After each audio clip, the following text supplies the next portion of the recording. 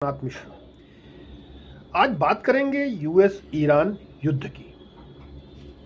America Iran युद्ध लगभग 30 दिनों से चल रहा है।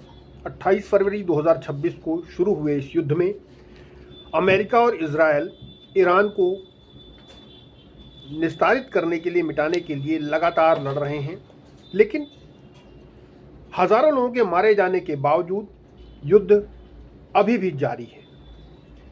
हालांकि अमेरिकी राष्ट्रपति डोनाल्ड ट्रंप ने कहा है कि वे 3-4 हफ्तों में इस युद्ध को समाप्त कर देंगे, लेकिन ईरान ने बिना शर्त समर्पण करने से इनकार कर दिया है।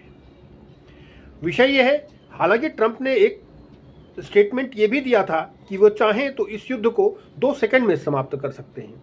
तो ट्रंप की बड़बोलेपन की बात तो पूरा विश्व जानता है। जो परिस्थितियां बन रही हैं वे कम से कम ईरान के लिए ही नहीं बल्कि विश्व के लिए ही बड़ी खतरनाक संकेत दे रहे हैं। यूँ कह लें कि जो परिस्थितियां ट्रंप बना रहे हैं वो बहुत क्लियरली कह रहा है कि युद्ध ही अब नई रणनीति है।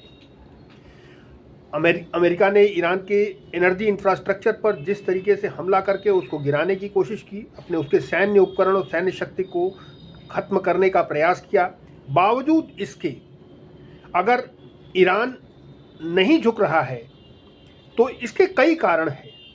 पहला कारण है कि ईरान के सामने अमेरिका को हराना कोई बड़ा लक्ष्य नहीं है।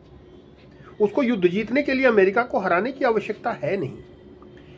उसके लिए सबसे महत्वपूर्ण क्या है, उसकी रणनीति में 3 महत्वपूर्ण बिंदु हैं। पहला कि उसको अमेरिका को एक लंबे युद्ध में लटकाए रखना उसका अचीवमेंट है। उसका प्रयास है कि अमेरिका एक लॉन्ग ड्रॉन वार में एंगेज्ड रहे। क्योंकि अमेरिका का जो अनुभव है लंबे युद्ध का, जिस तरीके से अफगानिस्तान में फंसा रहा, जिससे उससे पहले वो फंसा रहा, तो अमेरिका एक लॉन्ग ड्रॉन, एक परसिस्टेंट युद्ध से भाग रहा है। ये अमेरिका के लिए एक बड़ी गंभीर परिस्थिति है। अमेरिका ये बिल्कुल नहीं चाहता है कि वो इस युद्ध में अपने सैनिकों को उतारे, अपने सैनिकों की प्रॉपर एंगेजमेंट करे, क्योंकि बिना ज़मीन पर अपने सैनिक उतारे कम से कम किसी भी देश में जो सत्ता का परिवर्तन है वो करना बड़ा मुश्किल होता है। अमेरिका चाहता था कि वहाँ की ईरान में सत्ता परिवर्तन हो जाए, उसके मनमाफिक सत्ता आ जाए, ताकि उसकी अपेक्षाएं जो हैं वो पूरी हो जाएं, लेकिन ऐसा पूरा होता वहाँ दिख नहीं रहा है। ईरान के राष्ट्रपति मसूद पेजेश्कियान ने भी साफ कर दिया है कि ईरान बिना शर्त आत्मसमर्पण नहीं करेगा। उन्होंने कहा है कि जो लोग ईरान को